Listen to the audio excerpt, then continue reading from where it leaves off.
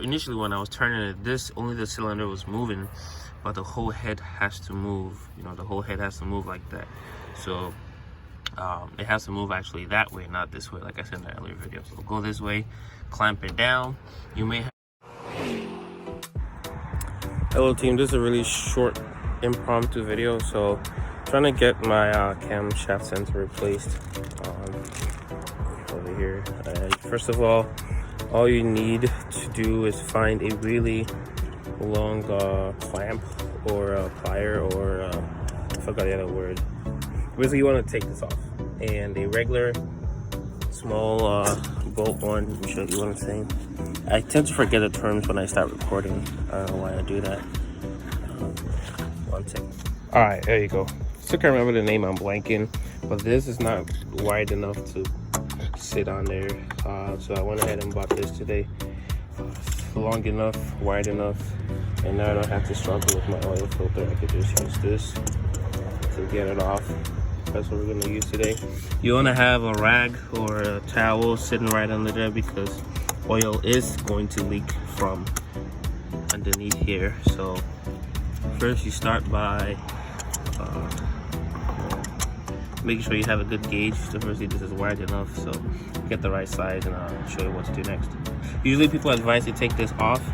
I like to do the things the way I find it easier to do, so I'm not gonna take it off. If I should break it, I will buy a new one and replace it. That is how I work.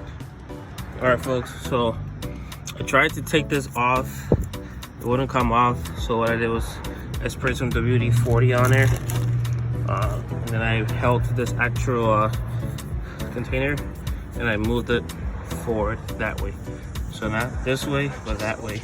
And it's beginning to feel a little loose, so I'm gonna run my my towel underneath so that in case there's an oil leak, it doesn't leak too far and too deep that I can't contain it. So now I think it's loose enough where I can keep turning it, as you can see, turning it that way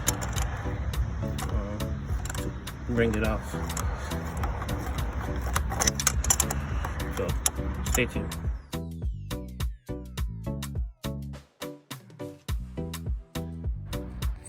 All right guys, so this is another day, the next day after. Stop, or something in my face. But basically I couldn't pull it out last night because I didn't have enough, sorry, this would be fighting me. I didn't have enough grip with this. So I went ahead and bought this again today, which has a Loctite. So when you clamp it, it locks straight. So this was able to do, and it was actually a light. You don't, sorry, there's a lot of whatever going on. So initially when I was turning it, only the cylinder was moving, but the whole head has to move. You know, the whole head has to move like that. So it has to move actually that way, not this way, like I said in the earlier video. So go this way, clamp it down. You may have to move this outside if you have a big tool, because mine got stuck and it was a little hard to move around. You just need a 13mm socket, and then just take the screws out and you can move to the side. It's also advisable to take this off, but mine is new. I don't really want to take it off because whatever. But the moment you do that, you can just I'm gonna go back and use this because it's easier for me to do that. And it's really big and it doesn't have a grip, so yeah, just loosen this out. Remember to have your towel under there because it's gonna release some oil. All right, so I was able to take it off. I had a little oil drip, but then this is the camshaft sensor. It's sitting right here. Hopefully you can see it. If it focuses, there you go.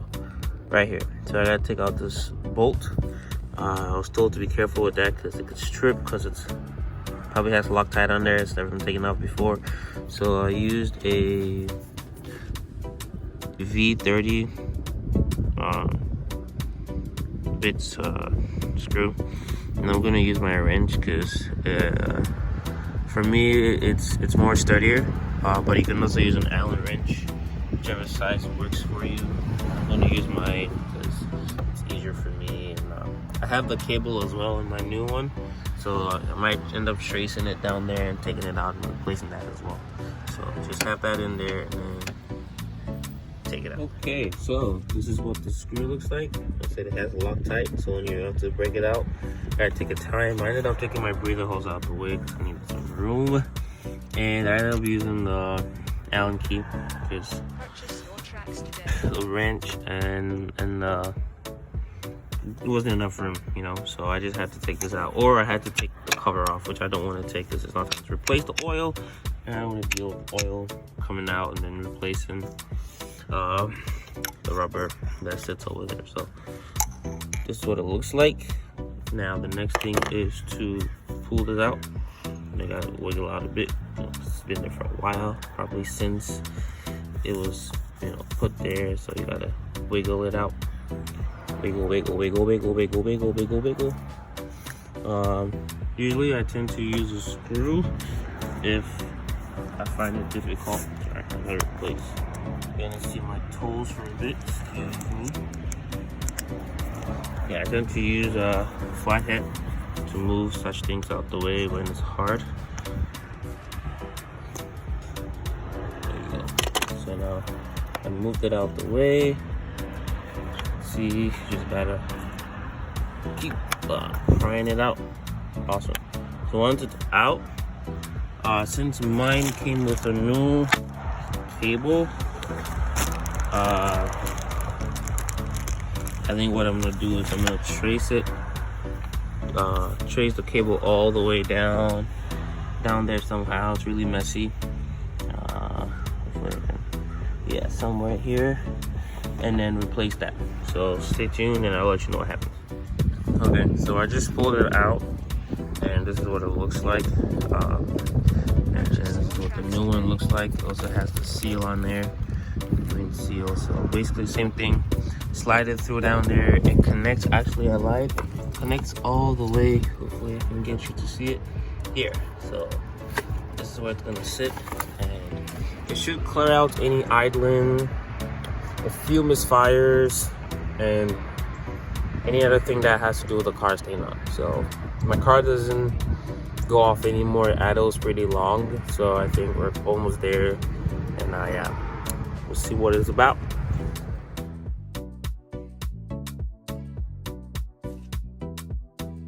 All right, I changed my gloves to some cleaner ones because this is clean and I don't want to transfer any oil.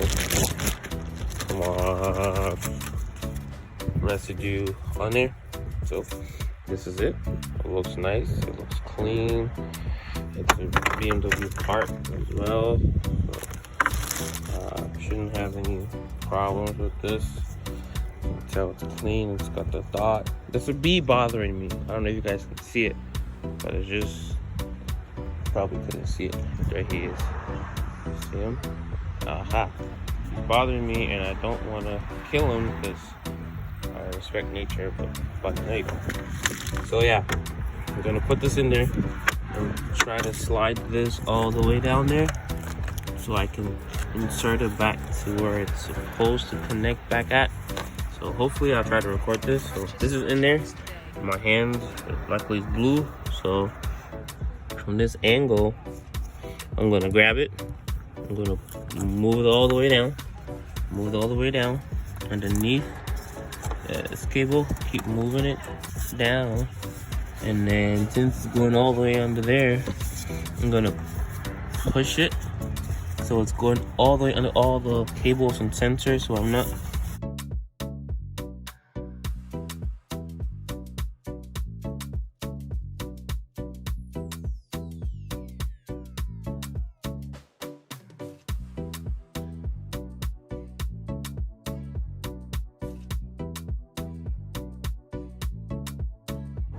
one step closer to victory. Oof. All right, and you heard that clip? It's in. Next thing we're gonna do is put this bad boy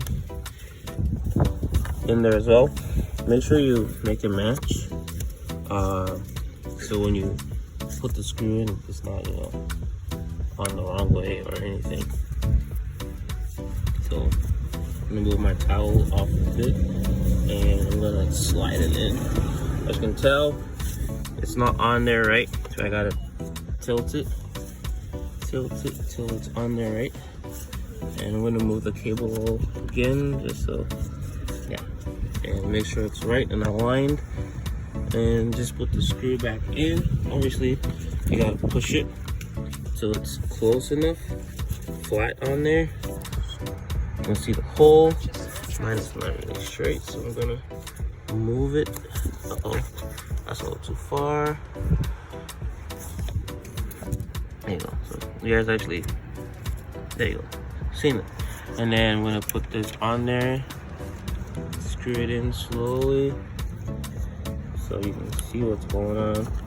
If it's not going in straight, it means this is not even, so I'm gonna make it even and then let you know.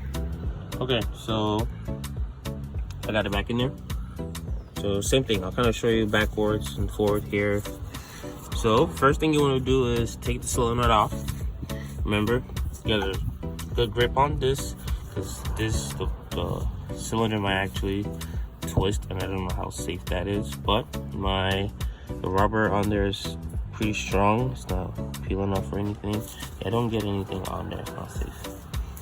So get your solenoid off, and then that's how you're gonna find your camshaft sensor sitting right here. Still, mine is new because it's a new rubber. Take the screw off. The Allen wrench I used was a